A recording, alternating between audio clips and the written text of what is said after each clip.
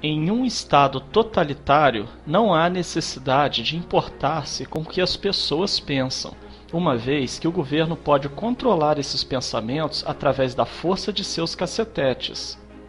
Mas em um estado democrático, onde não se pode controlar as pessoas pela força, há que se controlar o que as pessoas pensam, e para isso, utiliza-se de técnicas de manipulação de massa.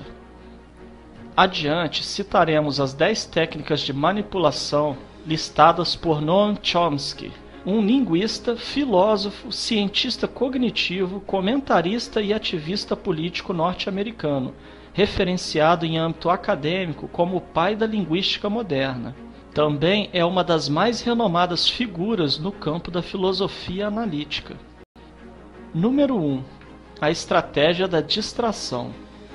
O elemento primordial do controle social é a estratégia da distração, que consiste em desviar a atenção do público dos problemas importantes e das mudanças decididas pelas elites políticas e econômicas, mediante a técnica do dilúvio ou inundação de contínuas distrações e de informações insignificantes. A estratégia da distração é igualmente indispensável para impedir ao público de interessar-se pelos conhecimentos essenciais na área de ciência, da economia, da psicologia, da neurobiologia e da cibernética. Consiste em manter a atenção do público distraída, longe dos verdadeiros problemas sociais, cativada por temas sem importância real. Manter o público muito ocupado, sem nenhum tempo para pensar nas coisas que realmente têm importância.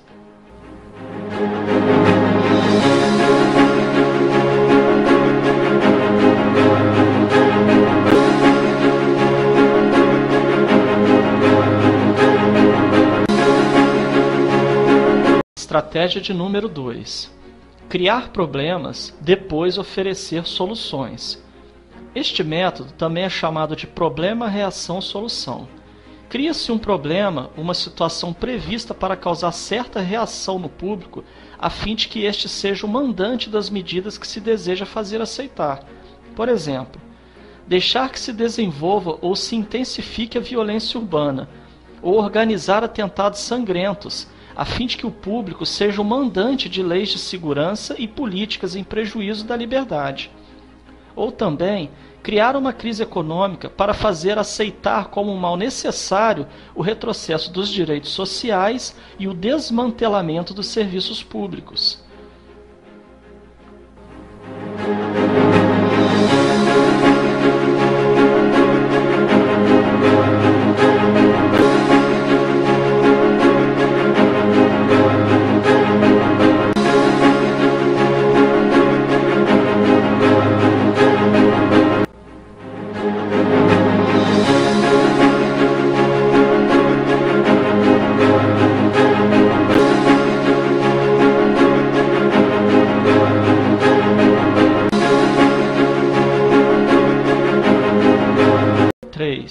A estratégia da gradação.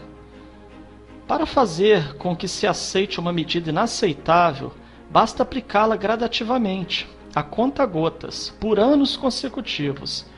É dessa maneira que condições socioeconômicas radicalmente novas, como o neoliberalismo, foram impostas durante as décadas de 80 e 90. Estado mínimo, privatizações, precariedade, flexibilidade, desemprego em massa, salários que já não asseguram uma vida decente, tantas mudanças que haveriam provocado uma revolução se tivessem sido aplicadas de uma só vez.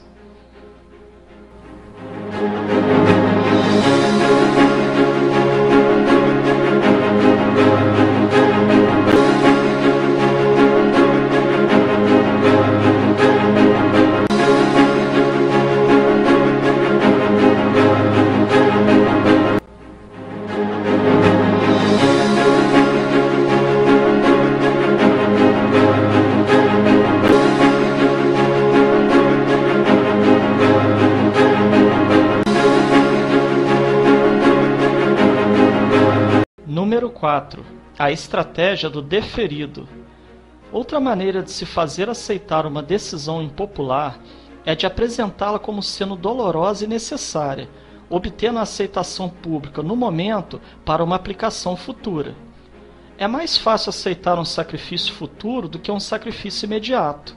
Primeiro, porque o esforço não é empregado imediatamente. Em seguida, porque o público, a massa, tem sempre a tendência a esperar ingenuamente que tudo irá melhorar amanhã e que o sacrifício exigido poderá ser evitado. Isto dá mais tempo ao público para acostumar-se com a ideia de mudança e de aceitá-la com resignação quando é chegado o momento.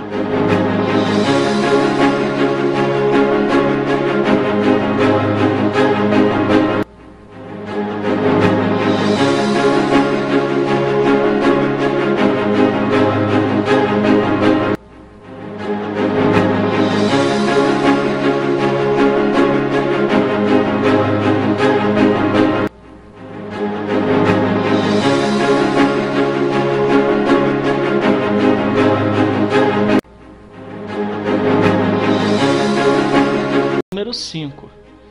Dirigir-se ao público como crianças de baixa idade. A maioria da publicidade dirigida ao grande público utiliza discurso, argumentos, personagens e entonações particularmente infantis, muitas vezes próximos à debilidade, como se o espectador fosse um menino de baixa idade ou um deficiente mental. Quanto mais se deseja enganar ao espectador, mais se tende a adotar um tom infantilizante. Por quê? Se você se dirige a uma pessoa como se ela tivesse a idade de 12 anos ou menos, então, em razão da sugestionabilidade, ela tenderá, com certa probabilidade, a uma resposta ou reação também desprovida de um sentido crítico, como a de uma pessoa de 12 anos ou menos de idade.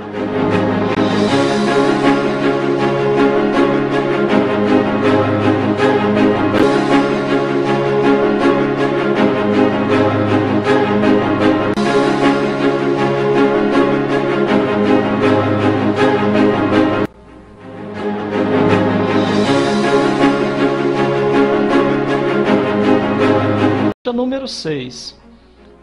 Utilizar o aspecto emocional muito mais do que a reflexão. Fazer uso do aspecto emocional é uma técnica clássica para causar um curto-circuito na análise racional e, por fim, ao sentido crítico dos indivíduos. Além do mais, a utilização do registro emocional permite abrir a porta de acesso ao inconsciente, para implantar ou enxertar ideias, desejos, medos e temores, compulsões ou induzir comportamentos.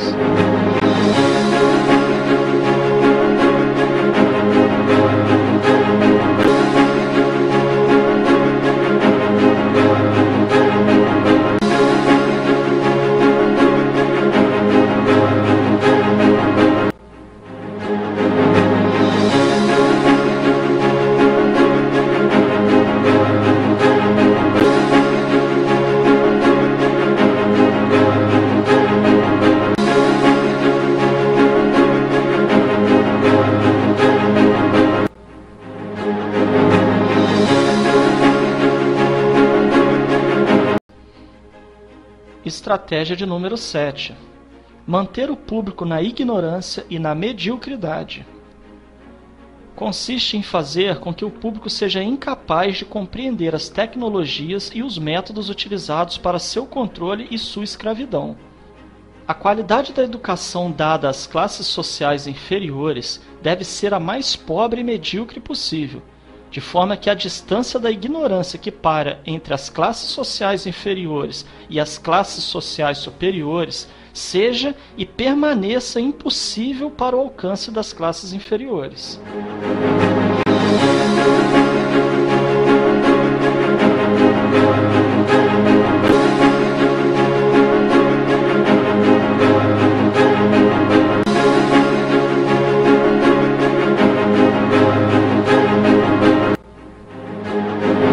Número 8. Estimular o público a ser complacente na mediocridade.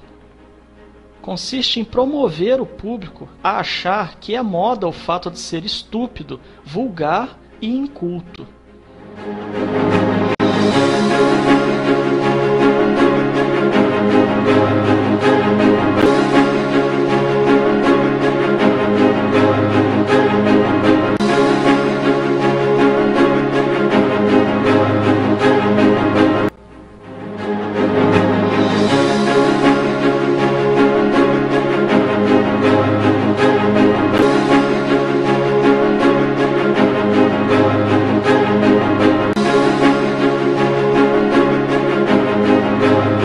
9.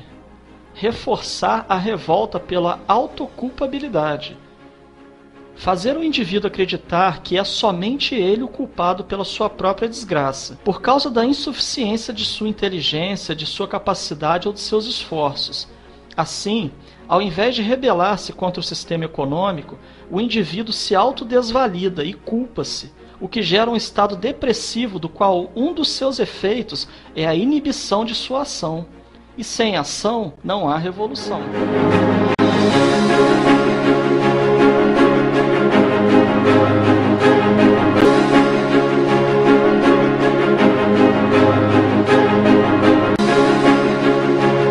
Número 10. Conhecer melhor os indivíduos do que eles mesmos se conhecem.